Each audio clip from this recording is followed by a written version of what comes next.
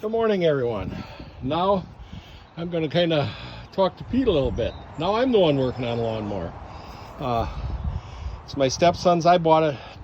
I actually went about 200 miles to go get it, but I only paid I think $25 for it. And they gave him, and I got the new spare parts to go with it to fix it at the time. He used it a couple years, but it had issues. I don't think that shaft should move in there like that. I actually took it apart and got that part out of a parts mower I had and have it in ready, but now I decided to video a little bit.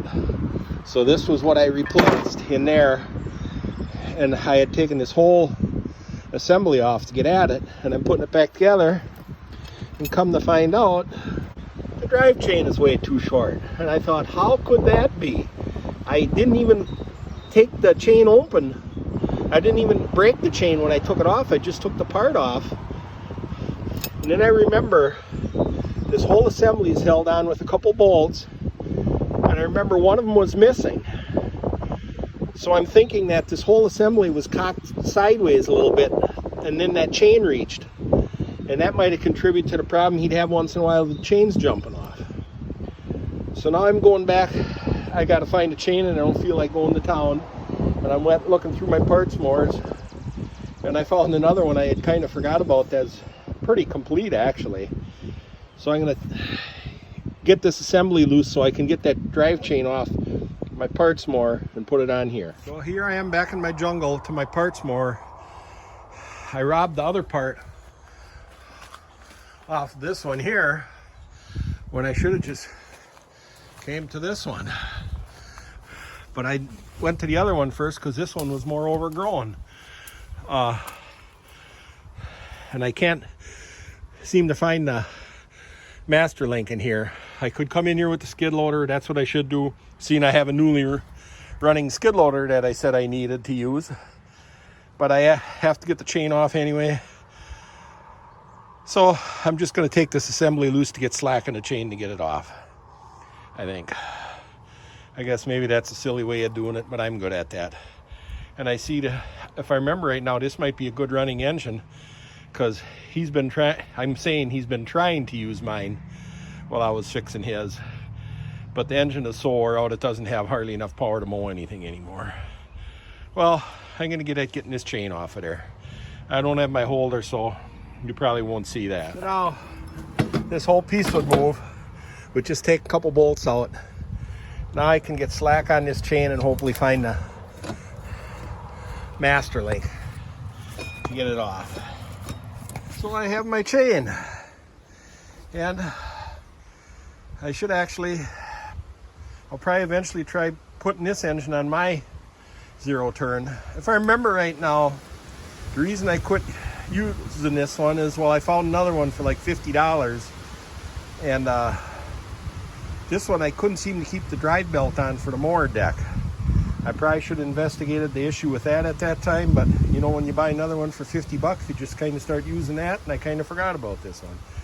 So let's go see if we can get the other one running. And look at that, this chain is long enough for it.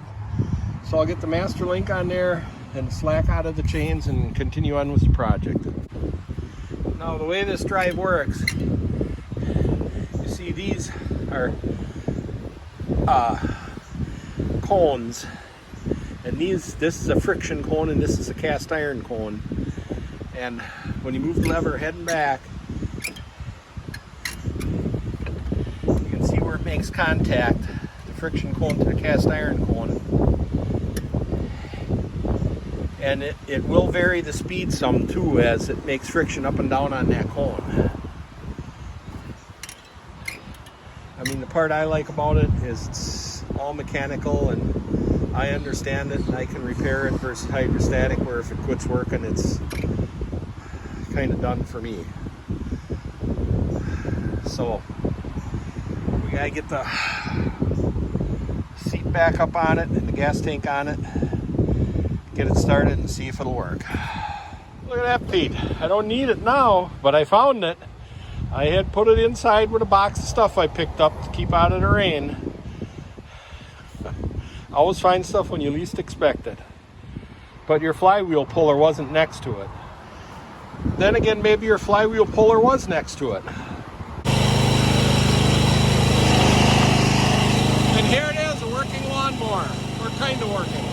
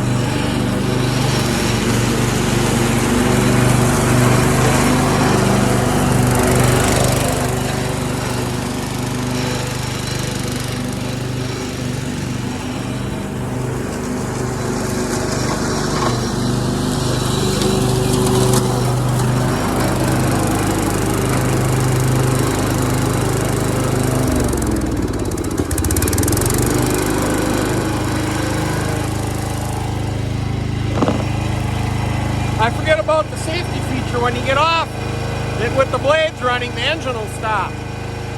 I disconnected all those safety features on my other one. There it is, Dixon ZTR, and all I have to do is deliver it. It could use some more adjusting and stuff, but I think he just wants to get his lawn mowed now. I hope you got a little enjoyment out of it, and we'll see you on the next one.